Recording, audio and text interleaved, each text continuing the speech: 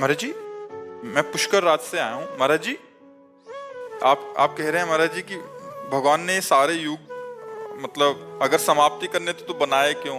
खेल खेल क्यों रचा ऐसा? मतलब अगर भगवान ने क्यों रचा, ये नहीं, ये प्रश्न नहीं किया जा सकता। इसका उत्तर भगवान देंगे। हम तो उनके भक्त हैं, हम तो उनके दास हैं। भगवान से प्रश्न करो कि आपने क्यों रचा। गुरु जी, जब मृत्यु ही मतलब सब कुछ अंत करना है भगवान को, अंत नहीं कर, किसी का अंत नहीं है। खेल है, परिवर्तन है। आप बताओ अंत क्या है? जैसे सभी लोग बोलते हैं कि अपना कलयुग का अंत हो जाएगा, सृष्टि का विनाश हो जाएगा, सब कुछ हो जाएगा। हमारी बात सुनो, 3 लीलाएं हैं भगवान की, वो हर क्षण होती रहती है। ये सेकंड है, इस सेकंड में लाखों लोग पैदा हो गए, लाखों लोग मर गए, लाखों लोग आनंदित हैं, लाखों लोग दुखी हैं। पूरी सृष्टि में भगवान ने 3 लीलाएं की। ब्रह्मा रूप से सृजन करना, विष्णु रूप से पालन करना और शिव रूप से संहार करना। वही भगवान ब्रह्मा है, वही भगवान हरि है, वही भगवान हर है, कोई अंतर तो नहीं। और वही चराचर जीव बने हुए हैं, कोई और थोड़ी है। वो अपने आप से अपने आप का सृजन करते हैं, अपने आप से अपने आप का पालन करते हैं, अपने आप से अपने आप का संहार कर देते हैं। आपको इसलिए प्रश्न उठा कि आप देहाभिमानी जीव हो। आप इस समय देह भाव से बोल रहे हो, देह भाव से बोल रहे हो, क्योंकि देह भाव ही है। अभी परमात्मा भाव में तो आए नहीं हो, इसलिए आपको बड़ा भयावह लग रहा है। भगवान ने ऐसा किया क्यों? भगवान ने ऐसा रचा ही क्यों? जब विनाश ही करना था तो रचना क्यों था? नहीं, उनका खेल है। जैसे बच्चे जो है ना, घरौंदा बनाते हैं, बिगाड़ देते हैं, उनसे पूछो क्यों, ऐसा क्यों किया? उनका खेल है। उनके पास क्यों का उत्तर थोड़ी। गांव में जैसे बैलगाड़ी जा रही तो बच्चे बैठ गए और आधा किलोमीटर दूर गए, फिर उतर के वहां से पैदल आ रहे उनसे पूछो क्यों, तो उनके पास उत्तर है क्या? खेल है उनका। ऐसे ही भगवान का एक माया में ये खेल है। एको हम बहुश्यामा, एको हम, मैं एक बहुत रूपों में हो जाऊं। तो वही भगवान बहुत रूपों में होकर अपने आप से अपने आप का पालन करते हैं, अपने आप से अपने आप का संहार करते हैं। कोई दूसरा हो तो उनको दर्द की बात आवे, वो अपने आप में खेल रहे हैं। आग भी वही है, मृत्यु भी है, सब कुछ हरण करने वालों में मृत्यु मैं हूं। तो कोई दूसरा हो तब हो ना, अपने आप से अपने आप को खेल। जादूगर अपने आप को काटता है, अपने आप को दुनिया का दिखाता है नाना प्रकार के, उसको कोई ना आश्चर्य होता, ना कोई दुख होता, ना कोई सुख होता है। ऐसे ही भगवान को ना कोई आश्चर्य, ना कोई दुख है, ना सुख। अनंत तो ब्रह्मांड एक संकल्प में अपने आप में रच दिए, आप ही बन गए, आप ही पालन कर रहे हैं अपना, और आप ही अपना विनाश कर रहे हैं। तो उसमें परेशानी क्या है? परेशानी हमारी है जो हम आपको भूल गए हैं। आप कौन है? तो आप शरीर को लेकर के बोलेंगे मैं अमुक हूं, मेरा नाम यह है, वो नहीं है। तो इस ढांचे का परिचय दे रहे हैं आप अपना परिचय बताइए, तो आप अपने को जान पाए कि आप कौन है। जब अपने को जान पाओगे तो आप ही हैं उत्तर देने वाले, आप ही फंस गए हैं। अगर आप इससे मुक्त हो जाओ तो कहा गया ब्रह्मविद ब्रह्मवि भवति, जो ब्रह्म को जान लेता है वो ब्रह्ममय हो जाए। जानत तुम्हें हो जाए। क्यों तुम्हें हो जाए? क्योंकि वही है ही है, एक हम बहुश्यामा, वही परमात्मा है। फिर कोई प्रश्न है। और विनाश किसी का नहीं होता, रूप परिवर्तन होता है। जैसे शरीर जला दिया गया तो अग्नि तत्व में, वायु तत्व में, जल तत्व जल में, पृथ्वी तत्व, आकाश तत्व में। जीवात्मा अविनाशी है, वो अपने कर्मानुसार मन को लेकर दूसरे शरीर में चला गया। मृत्यु किसकी? किसी की नहीं। जब विनाश पूरा होता है तो पूरी सृष्टि 100 वर्ष सूखा पड़ता है, भयंकर, फिर 100 वर्ष अग्नि, फिर भयंकर जल, 100 वर्ष तक जल। फिर इसके बाद जब प्रबल ताप बढ़ी, कोई सृष्टि में नहीं रहेगा, तो जल तत्व वायु तत्व में, वायु तत्व अग्नि तत्व में, आकाश तत्व में, ऐसे क्रम से होते हुए आकाश तत्व महातत्व में, महातत्व अहंकार में, ऐसे मूल प्रकृति तक पहुंचकर मूल प्रकृति ब्रह्म में कुछ नहीं नष्ट हुआ, सब अपने अपने स्वरूप में आते हुए चले गए।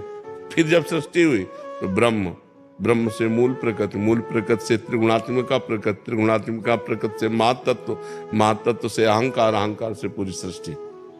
वही फैल गया, वही समिट जाता है। समिट जाना विनाश है, फैल जाना सृष्टि है, और जितने दिन फैल के खेलते हैं वही जीवन है। इसीलिए तो जब ज्ञान हो जाता है तो पूरी सृष्टि से राग खत्म हो जाता है। कुछ नहीं, कोई 10-20 नहीं है, यहाँ एक ही है, एक ही परमात्मा का सारा खेल चल रहा है।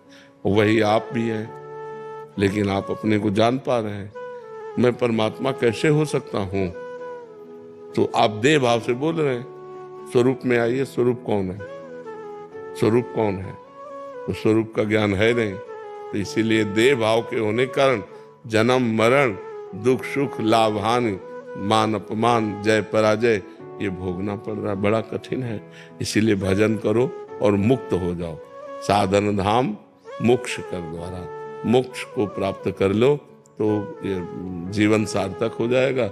नहीं तो फिर ये चलता रहेगा, पुनरपि जननम पुनरपि मरणम पुनरपि जननी जठरे शयनम।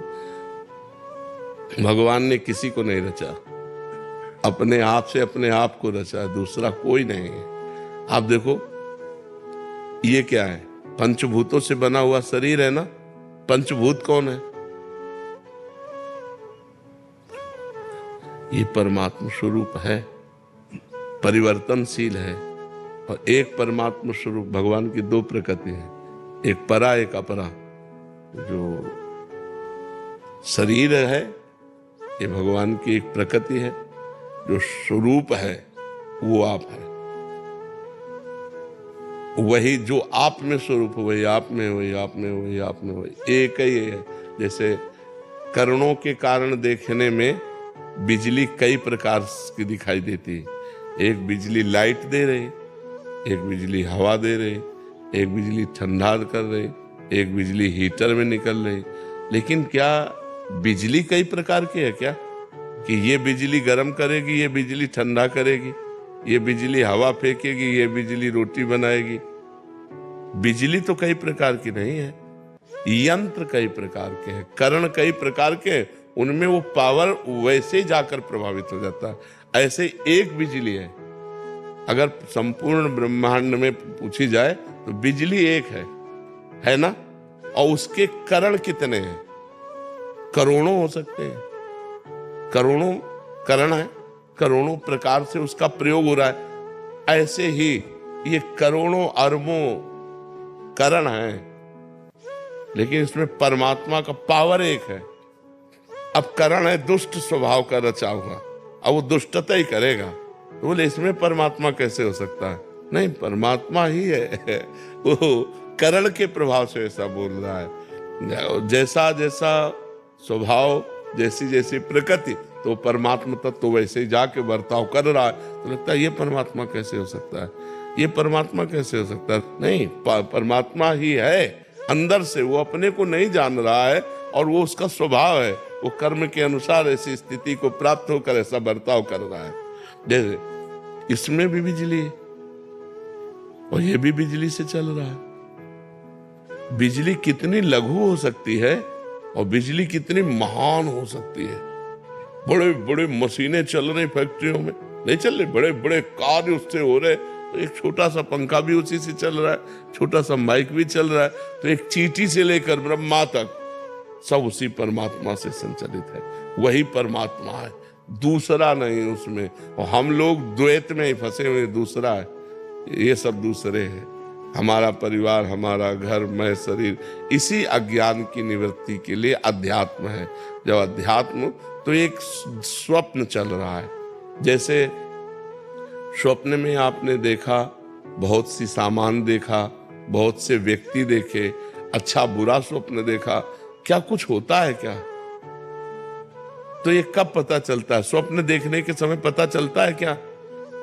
हाँ, जब हम जगते हैं तब हमको पता चलता है कि वो झूठा था, उसमें कुछ भी सत्य नहीं था, उसमें कोई नहीं था, एक मन ही हमारा केवल सब कुछ रचे हुए था। ऐसे ही जब हम ज्ञान में जागते हैं तो कुछ नहीं है, एक परमात्मा ही परमात्मा है।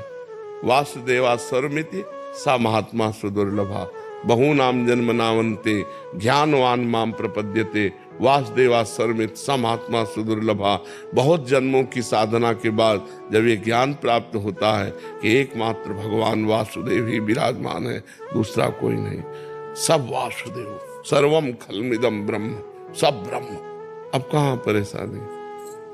वो अपने आप में अपना सृजन कर रहा है, पालन कर रहा है, विनाश कर रहा है, ये स्वप्न है।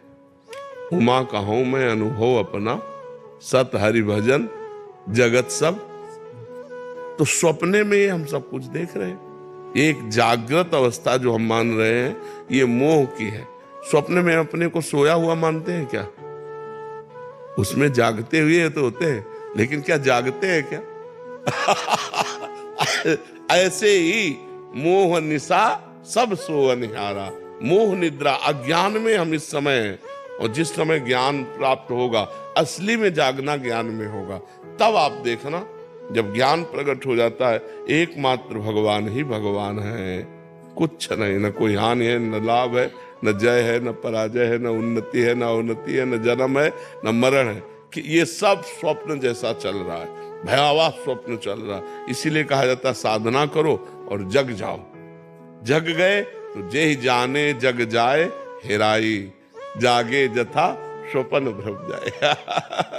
जिस परमात्म तत्व को जानने के बाद ये संसार संसार नहीं रहता, ये परमात्म स्वरूप हो जाता है, सब भय भ्रम खत्म हो जाता है। समझ पा रहे बच्चा?